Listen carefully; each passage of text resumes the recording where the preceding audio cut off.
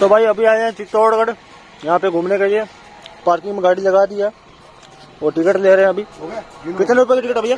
गिन के बताओ। हो गया 460। टिकट कितने क्या? 40 रुपए की टिकट है भाई पार्किंग की, जो हमने ले ली अभी। मुझे ले रहे हो?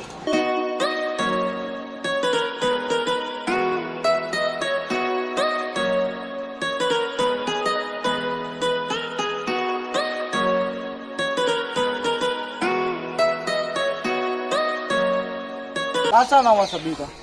चूरू से हम चूरू से है भाई। तोड़कर फर्स्ट बार आना हुआ। हाँ भाई आगे सभी आगे। देखो मेरी बात सुनो, ये जो आप किला घूमना है, एशिया का सबसे बड़ा फोर्ट है चित्तौड़गढ़ का। गढ़ में गढ़ चित्तौड़गढ़, बाकी सब गढ़। मौर्य वंश के राजा थे चित्रांगद मौर्य, जिन्होंने 7वीं सदी में इस किले का निर्माण करवाया था। पहले इसका नाम था चित्रकूट, लेकिन मेवाड़ की राजधानी होने के कारण इसका नाम रखा गया चित्तौड़गढ़। जमीन के लेवल से 580 फीट के ऊपर में है। 13 किलोमीटर का पूरा फोर्ट का बाउंड्री वाल बना हुआ। 8 किलोमीटर का लंबाई है और 2.5 किलोमीटर का चौड़ाई है। पूरे फोर्ट के अंदर में 113 टेम्पल बने हुए, 113 मंदिर है, छोटे से बड़े सभी मिलाकर, और 84 वाटर टैंक है, 84 पानी के तालाब है। ये जो सामने आपको मंदिर देखने को मिलेगा, चित्तौड़गढ़ फोर्ट का सबसे बड़ा मंदिर है। इस मंदिर का निर्माण बप्पा रावल ने 8वीं शताब्दी में करवाया था। पहले ये विष्णु जी का मंदिर हुआ करता था। जैसे विष्णु जी के 10 अवतार होते हैं, उसमें से तीसरे नंबर वाला वराह अवतार का मूर्ति था। लेकिन जब 1303 में अलाउद्दीन खिलजी ने किले के ऊपर में अटैक किया, सारे मंदिरों को डिस्ट्रॉय कर दिया गया था। और अपने हिंदू धर्म में ना तो खंडित मूर्ति की पूजा कर सकते हैं और ना ही दर्शन करने को मिलते। फिर 1433 में यहाँ के राजा थे महाराणा कुंभा, उन्होंने पूरे फोर्ट का रिनोवेशन करवाया था। इसके अंदर जो विष्णु जी का खंडित मूर्ति था, उसको हटवा के राधा कृष्ण बलराम जी का मूर्ति आपको देखने को मिलता। इसलिए इस मंदिर को कुंभ श्याम मंदिर के नाम से जाना जाता। कुंभ मतलब तो महाराणा कुंभा और श्याम मतलब राधा कृष्ण। इस मंदिर का आगे का डिजाइन देख तो गुजरात का फेमस मंदिर है सोमनाथ मंदिर, यहाँ का डिजाइन वहाँ पे कॉपी किया गया। और पीछे का देखो उड़ीसा के जगन्नाथ मंदिर का डिजाइन आपको देखने को मिलेगा। सामने में देखो भी विष्णु भगवान के जो वाहन होते हैं ना, गरुड़ भगवान, उनका प्रतिमा आपको देखने को मिलेगा। उसी के पास में आपको छोटा मंदिर देखने को मिलेगा। ये मीराबाई का मंदिर है। आपने मीराबाई के बारे में सुना होगा। मीराबाई मेरठा सिटी के नागौर गांव की रहने वाली थी, जो पड़ता मारवाड़ में। इधर में मीराबाई का ससुराल था। जब मीराबाई छोटी थी तो अपने घर के जोरों से बारात निकलते हुए देखा करती थी, तो अपनी माँ से जिद करती थी मेरी भी शादी करो। तो उनकी माँ परेशान होकर मिट्टी के कृष्ण भगवान की मूर्ति बनाकर मीराबाई को देती और बोलती कि आज से यही तुम्हारा हस्बैंड है। मीराबाई बचपन से ही कृष्ण भगवान को अपना हस्बैंड माना करती थी। उसके बाद में यहाँ के राजा थे भोजराज जी, जिनको राजा भोज के नाम से जाना जाता। उनसे मीराबाई का विवाह हुआ। विवाह होने के बाद में मीराबाई को इधर में लाया गया। ये मंदिर गिफ्ट के तौर पर बनाया था, ताकि मीराबाई मंदिर में पूजा पाठ कर सके। लेकिन बीमारी के कारण राजा भोज का मृत्यु हो जाता। और पहले मेवाड़ में यह पता होती थी, कोई भी राजा की डेथ के बाद में उनकी वाइफ होती, उनको जोहर करना पड़ता, यानी कि सती होना पड़ता। लेकिन मीराबाई कृष्ण भगवान को अपना हस्बैंड माना करती, वो होते हैं अमर। इसलिए मीराबाई जोहर के लिए मना कर देती। वो कहती मैं साधु संतों के साथ मंदिर में पूजा पाठ करूंगी। लेकिन ये राज परिवार की लेडीज को शोभा नहीं देता था। मीराबाई के जो देवर थे विक्रमादित्य, वो मीराबाई को मारने का प्रयास करते। मीराबाई के ऊपर में 2 अटैक होते। फर्स्ट अटैक जो फूलों की टोकरी आती, उसमें काला सांप लिपटा के मंदिर में भेजा जाता। जैसे मीराबाई वो टोकरी को खोलती है, काला सांप जो था वो भी फूलों की माला बन जाता। उसके बाद में मीराबाई को कहा जाता कि कृष्ण भगवान को सच्चा मानती तो विष का पहले पी के दिखाओ। तो मीराबाई कृष्ण भगवान के चरणों में रख के वो पी जाती। कृष्ण भगवान की लीला देखो, जो विष का पहला था वो भी इसी मंदिर के अंदर में अमृत का रूप ले लेता। फिर मीराबाई यहाँ से परेशान होकर 4 धाम की यात्रा के लिए निकलती, जो द्वारिकाधीश में जाके खत्म होती। मीराबाई को मंदिर के अंदर जाते हुए सभी ने देखा, लेकिन बाहर आते हुए किसी ने नहीं देखा। कहते हैं कि मूर्ति के 2 पार्ट हुए। मीराबाई इसमें समय वो मूर्ति वापिस ज्वाइंट हो गया। पूरे भारत में 200 लेडीज है जिनका बर्थ सर्टिफिकेट अपन को देखने को मिलता, लेकिन डेथ सर्टिफिकेट देखने को नहीं मिलता। एक तो माता सीता जो जमीन के अंदर में समझती, एक मीराबाई जो मूर्ति के अंदर में समझती। पहले इधर में क्या पेंटिंग की पूजा करते थे, लेकिन बिरला सीमेंट की मालकिन उन्होंने 11 लाख रुपए देखी मार्बल का मूर्ति लगाई था। पास में आपको छोटा छत्री देखने को मिलेगा। ये जो मीराबाई के गुरु थे, गुरु रविदास जी महाराज, उनकी चरण पादुका बनी हुई। मीराबाई कहते थे गुरु के बिना ज्ञान नहीं होता। पहले मीराबाई गुरु जी के चरण स्पर्श करती थी, उसके बाद में मंदिर में पूजा पाठ करती थी। तो आप दोनों तीनों मंदिर के दर्शन करके 5 मिनट के अंदर में वापस गाड़ी के अंदर में आएंगे। फिर अपन आगे चलेंगे नेक्स्ट पॉइंट, है ना? ठीक है सर, मैं आराम से बाहर मिल जाऊंगा। आप इंग्लिश में भी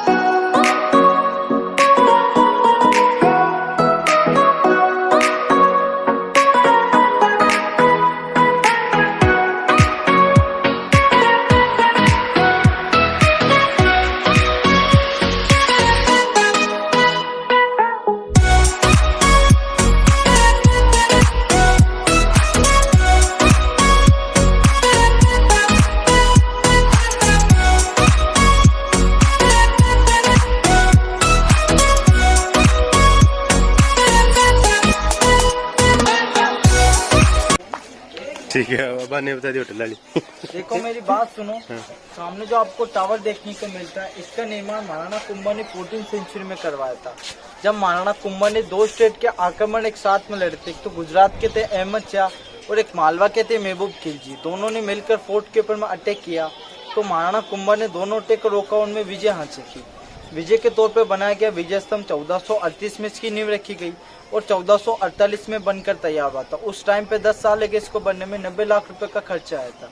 122 फीट इसका हाइट है, 157 अंदर चढ़ने के लिए सीढ़ियां, जैसे अपने हिंदू में नवग्रह होते ना, नवग्रह के आधार पर 9 मंजिल का बना हुआ। पूरा शिव जी का जो डमरू होता उसके आकार का बना हुआ, नीचे से चौड़ा, बीच में पतला, वापिस ऊपर में से चौड़ा। अभी राजस्थान पुलिस का सिंबल है, कंधे के ऊपर में आपको देखने को मिलता है। पहले गवर्नमेंट अंदर एंट्री करती थी, लेकिन अभी कोविड की वजह से उसको बंद कर दिया गया। बाकी पहले आप 8वीं मंजिल तक जा सकते हो। इधर से अपन आगे चलेंगे जोधपुर।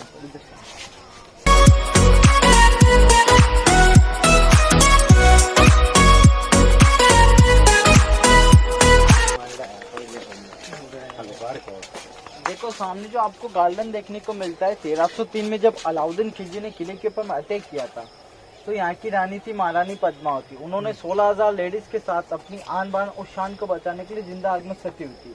पहले यह 60 से 70 फीट गहरा कुंड हुआ करता था, लेकिन अभी क्या राजस्थान में जोर पता बंद हो चुका, तो गवर्नमेंट ने इसको बंद करवा के गार्डन की खूबसूरती दे दी। केवल एक हवन कुंड बनाया, जो मार्च के महीने में मेला लगता, जोर मेला, राजस्थान का सबसे बड़ा मेला होता। प्रेजेंट टाइम के जो महाराजा है अरविंद सिंह जी, महेंद्र सिंह जी मेवाड़, वो यहाँ आते हैं और अपनी पूर्वजों की शांति के लिए हवन वगैरह कराते हैं इस कुंड में। गवर्नमेंट द्वारा बोर्ड लेकर का जोर स्थल का एक सामने में आपको एंट्री गेट देखने को मिलता है, जिस गेट को जोरी गेट के नाम से जाना जाता है। जैसे राज परिवार की जो लेडीज होती थी वो इस गेट से आती थी, बाकी 10 समाज की लेडीज सारी उस गेट से आती थी। ये पूर्वी जोर द्वार है, वो उत्तरी जोर द्वार है। पहले के टाइम पे जब जोर होता था, 3 चीजों को जलाकर जोर किया जाता है, एक तो सीताफल का लकड़ी, चंदन का लकड़ी और कपास, तीनों को जलाकर जोर किया जाता। इसलिए आप पूरे फोर्ट में विजिट करते हो तो 70% सीताफल के पेड़ आपको देखने को मिलते हैं। दूसरा, आपने एक और चीज सुना होगा, कोई भी शमशान की भूमि होती उसके पास में एक शिव टेम्पल आपको देखने को मिलेगा। इधर से चलेंगे आगे।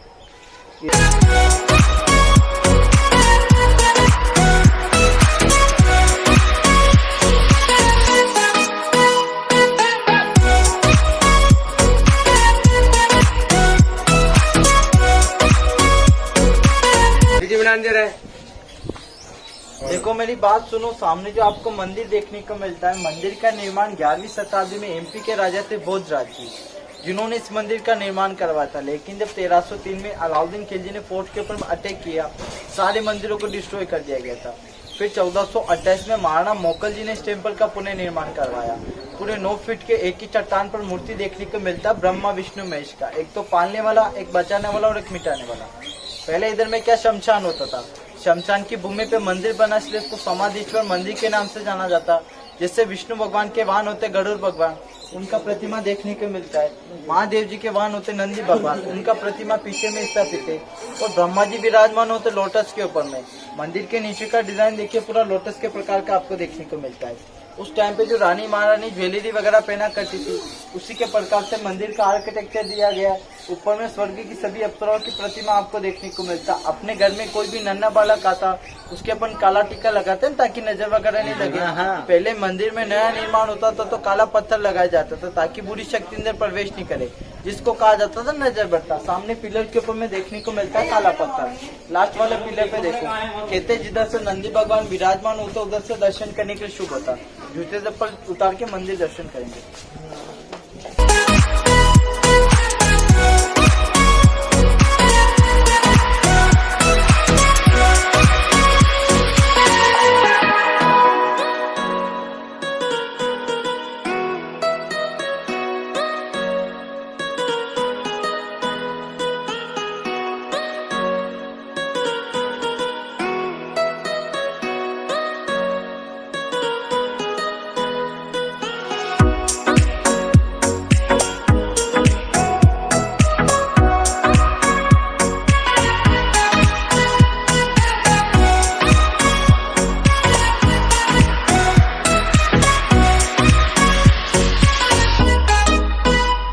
मैंने आपको बताया था किले के ऊपर में 84 पानी के तालाब है, 84 वाटर टैंक। सबसे पहले नंबर पे ये आता है, जब इधर में खुदे हो रहा था तो इसमें एक मूर्ति ऐसा निकला था। गाय का जो मुंह होता है ना, उससे पानी निकलकर महादेव जी की शिवलिंग के ऊपर में गिरा, इसलिए उसको उधर में स्थापित करा, जिसका नाम रखा है गौमुख की कुंड। हमारे यहाँ पे कहावत है कि झरना जरे गौमुख भरे निर्भय नाथ की ठोर, करोड़ों वर्ष तक करे तपस्या वो आवे गढ़ चित्तौड़। मेहंदी रंग लाती सूख जाने के बाद, चित्तौड़गढ़ की याद आती दूर जाने के बाद, और घर में गढ़ चित्तौड़गढ़ बाकी सब गढ़ैया। इस तालाब को दो नाम से जाना जाता है, एक तो इसको गौमुखी कुंड के नाम से जाना जाता है, दूसरा इसको सांस रोका तालाब बोला जाता है। महारानी पद्मावती जो थी वो भी सुरंग के दरवाजे से इधर में नहाने आती थी। मीराबाई जो थी वो भी सुरंग के दरवाजे से इधर में नहाने आती थी। दूसरा, जैसे आप गूगल वगैरह पे सर्च करते हो चित्तौड़गढ़ फोर्ट के बारे में, सबसे पहले आपको यही वाला पिक देखने को मिलेगा। अगर किसी को फोटो वगैरह लेना हो इधर से ले लेंगे। सामने जो 3 पिलर देखने को मिलता है ना, उधर वो मूर्ति स्थापित है। अभी क्या मंदिर के अंदर में पानी भरा गया, इसलिए आपको उनको दर्शन करने को नहीं मिलता। इधर से फोटो वगैरह लेंगे, फिर टावर का फोटो लेने के बाद में गाड़ी में बैठ के आगे चलेंगे रानी पद्मावती के पैलेस से। ठीक है, ओके।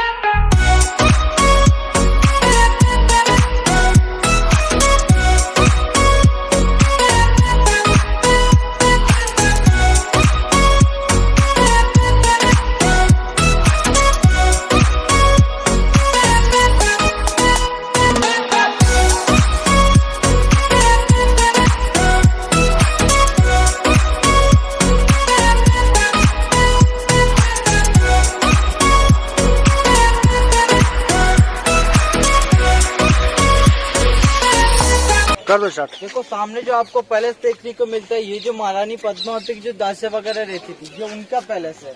मेन महारानी पद्मावती का पैलेस है जल पैलेस, जो पूरा पानी के अंदर में बना हुआ। इस पैलेस में महारानी पद्मावती और रावल रतन सिंह जी सिर्फ 4 महीने रहते थे गर्मी के टाइम पे। बाकी उनका एक और पैलेस है जो रावल रतन सिंह जी के नाम से जाना जाता है।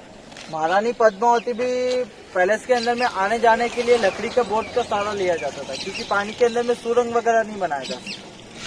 और वो जो सामने में आपको लोहे का खिड़की वाला रूम देखने को मिलता है, उस रूम के चारों ओर जिंक सिल्वर की तार लगवाई गई थी, क्योंकि उस जमाने में कांच वगैरह नहीं चलते। रूम के चारों ओर जिंक सिल्वर की तार लगवाई थी। अलाउद्दीन खिलजी को सामने में दिखाया थाल में, थाल का जो रिफ्लेक्शन गया पानी में। और लास्ट जल पैलेस की लास्ट वाली सीढ़ी देखते हो, इधर में महारानी पद्मावती को बैठा के काल्पनिक चेहरा दिखा था प्रतिबिंब के तौर पर, ताकि राष्ट्र की परंपरा वो भी बनी रहे, अलाउद्दीन खिलजी ये युद्ध भी टाल दे। सामने में आपको पिंक वाला पैलेस देखने को मिलता है। ये जो रावल रतन सिंह जी के घोड़े वगैरह रखे जाते थे, वो उनका अस्तबल था इधर में। उसी के सामने में आपको खंडर हवेली देखने को मिलता है, जिस हवेली को मानगढ़ बानगढ़ हवेली के नाम से जाना जाता है। ये जो महारानी पद्मावती के मुंह बोले भाई थे ना, घोड़ा और बादल, उनका पैलेस था, क्योंकि वो महारानी पद्मावती के मुंह बोले भाई भी थे और साथ ही में रावल रतन सिंह जी के सेनापति भी थे। वो इधर से अपनी पूरी सेना कमान करते थे। अब जल पैलेस के अंदर में तो एंट्री नहीं है, दासियों का पैलेस आप विजिट करके आएंगे, फिर वापस अपन गाड़ी में बैठ के आगे चलेंगे सूरजपोल गेट युद्ध का मैदान देखते है ना। चलो चलो चलो।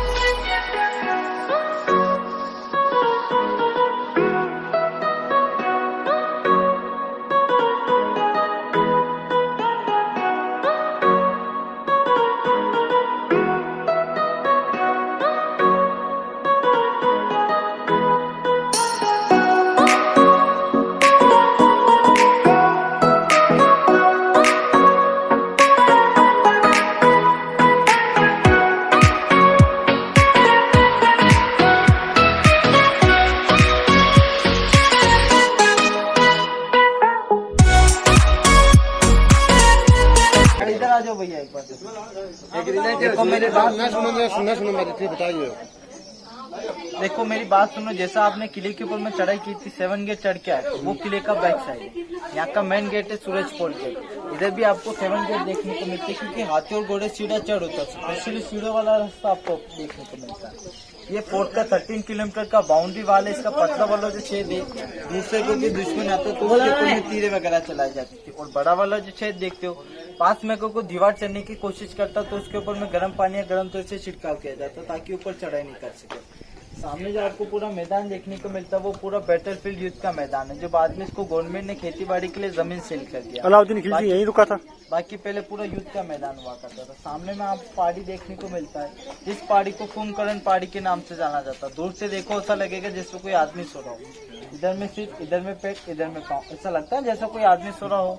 इसी पहाड़ी के ये सामने ये सामने इसी पहाड़ी के पीछे अलाउद्दीन खिलजी ने अपना टेंट लगाया था पूरे किले को 6 महीने तक घेर के का, ताकि अपन इधर में से देख के अपन को पहाड़ी देखने को मिलता। अब पहाड़ी के पीछे क्या और अपन को पता नहीं चलेगा। एक आपने महाराणा प्रताप का नाम सुना होगा। महाराणा प्रताप ने आदिवासी भील सेना के साथ में मिलकर हल्दी घाटी का युद्ध लड़ा। तो उन्होंने कसम खाई थी कि जब तक चित्तौड़गढ़ का किला मुगलों से आजाद नहीं होगा तब तक इस किले पे चढ़ाई नहीं करेंगे। ये जो किला महाराणा प्रताप द्वारा आजाद हुआ, तो आदिवासी लोगों के जो वंशज है ना, राणा पूंजा भील के वंशज, आज भी नीचे गांव में रहते हैं। आज वो इसी वचन के ऊपर में पाबंद है, आज भी वो किले के ऊपर में चढ़ाई नहीं करते। जैसा मैंने आपको बताया था, अरविंद सिंह जी, महेंद्र सिंह जी मेवाड़, उन्होंने इनकी हेल्प के लिए ट्रस्ट खोलकर सामने जंगल के बीचों बीच देखो एक पिंक वाला बिल्डिंग आपको देखने को, वो सामने वाला हाँ, वो है आलोक संस्थान, यानी कि महाराजा फैक्ट्री। आदिवासी लोग क्या करते, पीछे रावली श्रृंखला का जो पहाड़ी देखते हो, वहाँ से 27-28 प्रकार की जड़ी बूटियों को एकत्रित किया जाता था, क्योंकि उस जमाने में जड़ी बूटी से इलाज होता था वैद्य द्वारा। हॉस्पिटल वगैरह होती नहीं थे, वो जड़ी बूटी आज भी एकत्रित करते। जैसा अपन एक किला घुमा, मैंने आपको बताया था, किले के ऊपर में 70% सीताफल के पेड़ है। यहाँ के जो गरीब अनाथ बच्चे, विधवाएं महिलाएं होती है, वो हाथों से सीताफल की छाल को इकट्ठा करती और गर्म पानी में भिगो के रेशा प्राप्त किया जाता और चरखे के आधार पर कपड़ा बनाया जाता। जड़ी बूटियों को मिक्स करके आयुर्वेदिक ब्लैंकेट बनाते, जो किसी के घुटने का दर्द कम कर होता ना, उसमें काम आता है। दूसरा, अलग अलग फाइबर से साड़ी बनाते, जैसे बांस का साड़ी, सीताफल की छाल का साड़ी। एक यहाँ का पद्मावती का पहनावा तैयार किया था। अपन ने जो पद्मावती का जो जल पैलेस देखा था, उसकी जो पूरा छत का डिजाइन है, वो साड़ी के पल्लू के ऊपर पूरा जिंक और सिल्वर से वर्क किया जाता है, क्योंकि एशिया का सबसे बड़ा माइंस है हिंदुस्तान जिंक का, चित्तौड़गढ़ के अंदर में। अब इतना दूर तो पैदल कोई देखने नहीं जाएगा, तो महाराजा के हेल्थ से ट्रस्ट का शॉप फोर्ट के ऊपर में लगा रखा। आप जैसे जितने भी टूरिस्ट आते ना, उनको वहाँ पे ले जाया जाता जानकारी लेने के लिए, ताकि आप यहाँ से जानकारी लेने के बाद में गाँव जाओगे, 2 जनों को बोलोगे, वो देखने के लिए चित्तौड़गढ़ आएगा, चित्तौड़गढ़ का नाम रोशन होगा। अभी तो क्या भैया, अभी जो गवर्नमेंट ने फ्री कर रखा है, इसलिए आप फ्री में घुमा टिकट नहीं लिया। बाकी अगर आप टिकट लेते ना, तो उसका 5% पैसा आदिवासी लोगों को जाता। तो अभी क्या जो एंट्री होता ना, उसका जो 40% पैसा है, वो गवर्नमेंट आदिवासी लोगों को डोनेट करती, ताकि इनका रोजगार चलता रहे। तो इधर से फोटो वगैरह लेंगे, फिर अपन आगे चलेंगे नेक्स्ट पर, है ना, फोटो वगैरह लेंगे इधर से। ठीक है भैया।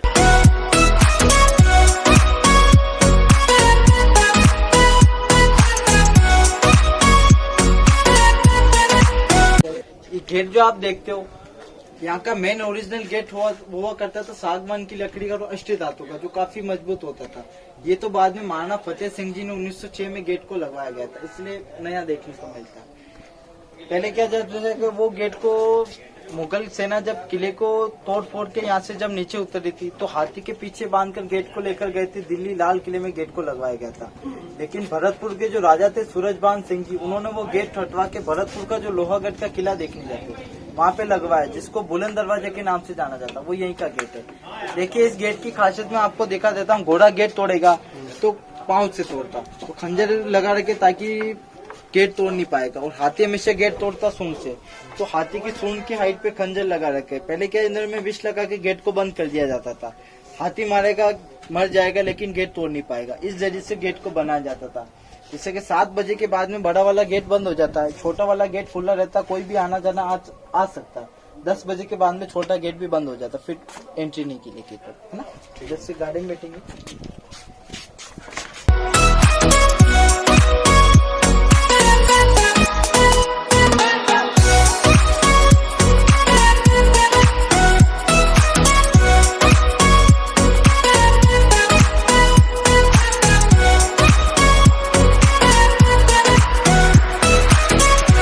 भाई ये पूरा हमने देख लिया चित्तौड़गढ़, जिसकी मेन चीजें मैंने विजिट करवा दी आपको।